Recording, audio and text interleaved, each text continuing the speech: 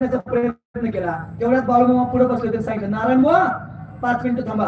बाळूमामाने शेजारची दोडी भरून भांडारा घेतला आणि नारायण बुवांना त्या अख्ख्या भांडाऱ्यानं नाहू घातलं. आणि मग नारायण बुवांच्या मनात आलं, अरे जर बाळूमामांचीच इच्छा आहे मी भांडाऱ्यानं नाहवं तर बाळूमामांना थांबवणार मी कोण. नाहू घातल्याबरोबर पहिल्या माणसाला न जाणारा आवाज अगदी ठळकपणे शेवटच्या माणसाला गेला. ही जर कृपा कुणाची असेल ना तर ती संत सद्गुरू बाळूमामांची. या त्रिजगतावरती पंचमहाभूतावरती ज्यांची संत आहे ना ते संत म्हणजे संत सद्गुरू बाळूमामा. चला लोकांचं जाऊ द्या, मला आता माझं सांगायचंय. टाइम माझा संपत आलाय. मी आता माझ्या जीवनाबद्दल बोलणार आहे. मला जरा त्या जुन्या काळापेक्षा आताच्या काळातले मामाचे चमत्कार सांगायला आवडतं. आणि ऐका आताच्या काळातले काही चमत्कार सांगणार आहेत.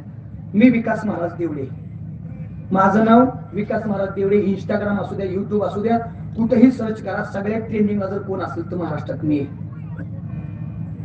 सगळ्यात. आता 8 ते 10 दिवस झालं, 8 ते 10 दिवस मला फोन येत होते. बरंच आजची तारीख बसली ती बी गलांडवाडीची कॅन्सल झाली म्हणून. नाही तर 8 ते 10 दिवस झाले ही माणसं माझ्या संपर्कात आहेत. तेव्हा आज तारीख काय झाली बसले. आणि पुढच्या महिन्यात तर बसतच नाही. पुढच्या महिन्यात एक बी दिवस खाली नाही. रोज 2 तारखा चालू. हे जर कोणाचे उपकार असतील तर ते संत सद्गुरू बाळूमामा. पहिल्यांदा माझं कीर्तन 17 नंबर भाग्यावरती झालं. त्या भाग्याचे कारभारीत लहूदादा लिंगरे. त्या भाग्यावरती कीर्तन झालं माझं पलीकडं, सोलापूरच्या पलीकडं. आणि ज्या दिवशी त्या भाग्यावरती कीर्तन झालं का तिथपासून विशाल महाराज तुम्हालाही माहितीये आजपर्यंत एकही दिवस असं नाही की माझ्या स्टेटसला पत्रिका नाही. आणि मग बाळूमामानं मला एवढं मोठे केलंय. बाळूमामानं जर एवढे माझ्यावरती उपकार केलेत, आता बाळूमामाचा उपकार तर मी उतराई होऊ शकत नाही. बरोबर आहे ना? नाही होऊ शकत. ठेवीत हा पायी जीव ठेवरा काय देऊ त्याशी व्हावे उतराई. मी अगदी माझा जीव जरी मामांच्या चरणावरती वळून टाकला ना तरी मामांच्या उपकारातून मी उतराई होणार नाही. पण त्यातून उतराई होण्याचा थोडासा प्रयत्न, थोडासा म्हणतोय, त्यातून उतराई होण्याचा थोडासा प्रयत्न मी माझ्या घरी करतोय. माझं घर तुमच्या भागातून पलीकडे 40 किलोमीटर वरती भिगवण आहे. भिगवणच्या पलीकडे 20 किलोमीटर वरती कर्जत तालुक्यात माझं गणेशवाडी नावाचं गाव आहे. त्या गावामध्ये विश्व संत ज्ञानोबा, जगद्गुरु तुकोबा, पंढरीश पांडुरंग परमात्मा, संत सद्गुरू बाळूमामा, छत्रपती शिवाजी महाराज आणि राजमाता अहिल्यादेवी या मंदिराचं काम माझ्या घरी चालू आहे. जसं आता ऐका ऐका ऐका परत टाळी वाजवा. जसं आता अयोध्येत राम मंदिर पूर्ण झालंय का सेम तसं माझ्या घरी मी बाळूमामांचं मंदिर बांधतोय. त्या मंदिराची अंदाजे रक्कम आहे 1 कोटी रुपये. त्या मंदिराची अंदाजे रक्कम किती आहे?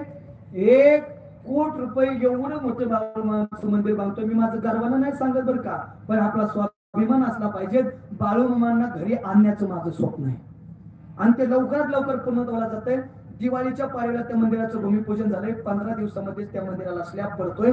त्या मंदिराची काळजी घेत आमच्या प्रभागाचे विद्यमान आमदार रोहित दादा पवार साहेब यांनी 11 लाख रुपयाची रोख देणगी दिली त्या मंदिराला. 10 टन स्टील आणि 1,500 गोणी सिमेंट. आणि अजूनही आमदार खासदार वेटिंगला यायचंय यायचंय यायचंय. आपल्याला काय करायचं? कोणती बी येऊ द्या, कोणता पक्ष असू द्या, आपलं एकच लक्ष मंदिरावर. बाळूमामाचं मंदिर पूर्ण करायचं. कुणी बी या, पैसा द्या. आणि ऐका बरं का, ज्यावेळेस मी मंदिर चालू केलं का त्यावेळेस मला आदमापूरच्या ट्रस्टिंग कडून फोन आला, महाराज 1 रुपयाही या जगात कुणाला मागू नका. न मागता ज्यावेळेस तुमचं काम बंद होईल त्यावेळेस मटेरियल येऊन पडेल. आणि आता पायाचं काम झाल्यानंतर मी सांगितलं होतं आता 4 महिने मंदिराचं काम बंद करायचं, कारण ते कीर्तनाच्या पैशावरती चाललं होतं. रोजची एवढी 2 कीर्तन करतो. रोजच्या कीर्तनाचा पैसा मी घरी नाही वापरत. तो सगळा पैसा बाळूमामाच्या मंदिरासाठी वापरतो. आणि मग बंद पडतं की काम बंद करावं लागतं की काय. पण तेवढ्यात न बोलवता रोहितदादा पवार आलेही आणि एवढी मोठी देणगी देऊन गेलेली. आता 2 महिने तरी काम बंद पडत नाही. झाल्याशिवाय ते बंदच पडत नाही. ही जर सगळी कृपा कोणाची असेल ना तर ती संत सद्गुरू बाळूमामांची कृपा आहे. तिथून मला फोन आला, महाराज बाळूमामांचं काम कधीच बंद पडलं नाही आणि बंद पडणारही नाही. त्या कामाची प्रत्यक्ष काळजी बाळूमामांना नाही. म्हणून बाळूमामा देतात म्हणजे देतात. हा विकास मला तुमच्या पुढे उभा आहे. हे जिवंत उदाहरण बाळूमामांचे. चला अजून काय भाग्यात ते पराक्रम सांगेन. या भाग्यात माझं दुसरंच कीर्तन आहे त्यामुळे या भाग्यात माझं काही जास्त बोलत काही नाही. या भाग्यातले पराक्रम काय काय झालेत मला माहित नाही. पण आमच्या भागात 9 नंबर भागा आता आमच्या भागात 9 नंबर भाग आला. तुम्हाला माहिती गणेशवाडीचं कीर्तन गणेशवाडीत झालं, बांबोऱ्यात झालं, ताजूर झालं. ताजूरून बारडगावला तो बघा गेला. आणि ज्यावेळेस बारडगाव मध्ये समाधी सोहळा मामांचा झाला आणि समाधी सोहळा झाल्यानंतर बागा पुढे निघून गेला. पण ज्या ठिकाणी बाळूमामांचा बागा उभा केला त्या ठिकाणी तिथल्या लोकांना बोर घेतला